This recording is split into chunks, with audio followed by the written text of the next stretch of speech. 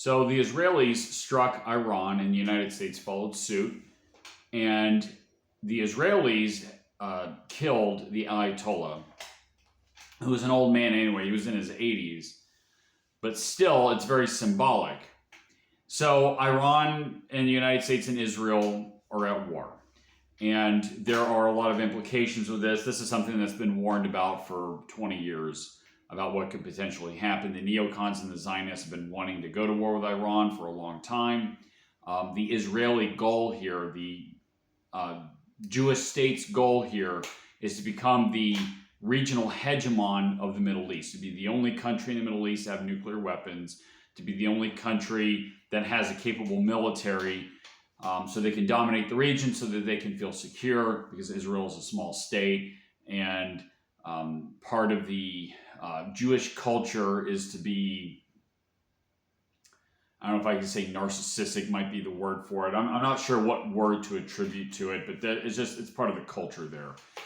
There's always been a lot of tension because the Middle East, the Arab culture, to be perfectly blunt, is not productive, right? It's not like the West. It's not like you have the work ethic, and they really don't have the resources aside from the oil in the Gulf states.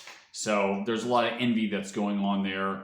These are typically more authoritarian type of governments in the Middle East, versus Israel is a more free country, a freer country. Therefore, it allows its citizens to be more productive. So there is a case to be made that Israel should be supported over the countries in the Middle East, given the fact that it is a freer country. With that being said, Israel is using the United States. It is usurping American power through its lobbying efforts for its own geopolitical goals. So with this attack on Iran, Israel hypothetically is going to benefit immensely from this if their operation succeeds the way they want it to. The United States doesn't have really a reason to do this, okay? Actually, there's some good reasons for the United States not to do this. It has military assets in the region. You have the Green Zone in Baghdad. You have the base in Qatar, base in Kuwait. You have a very large oil-producing region there between Kuwait, Iraq, Iran, and Saudi Arabia. Not to mention you have natural gas in Qatar and United Arab Emirates. And all that can be shut down.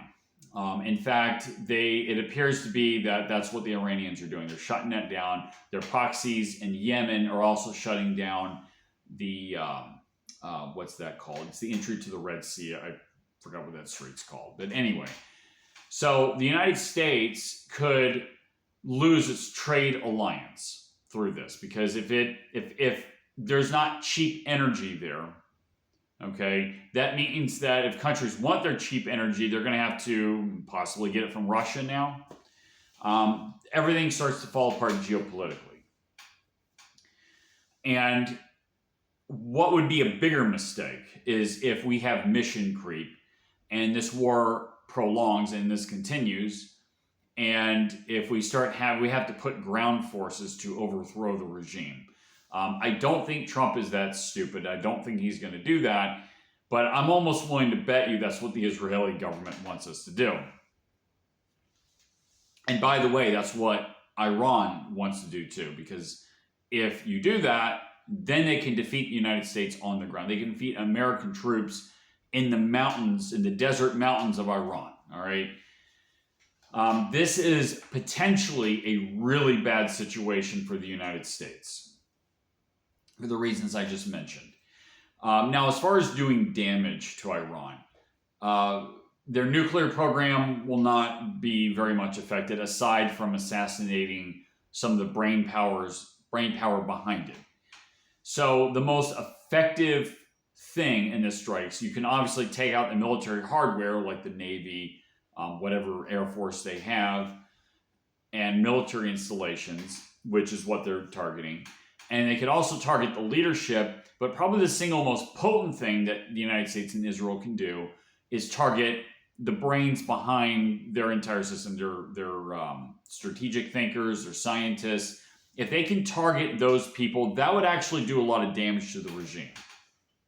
Other than that, in terms of on the ground, like their nuclear program, their regime, the attacks, this war that is being levied against Iran is actually going to cause the people to rally around the government. That's what historically happens. In the long run, perhaps if it's weakened, the people have a better chance of overthrowing it. But, if you want regime change, you got to let the Iranian people do it. And really, the best way to do it is you have a free and prosperous United States as an example. People see that, and then they get the ideas in their head. That's by far and away the most potent way to spread freedom. If you're in the United States, is just set an example. That's far more potent than dropping bombs. But we have Israel usurping American power for its own geopolitical ends at the detriment of the United States. Okay. Now, yes, Israel is a freer country than the countries around it, but there's no sense in sacrificing a freer country, that is the United States, to a lesser free country, that is Israel. It's not in America's interest to do this. And like I said, the consequences could be potentially really bad.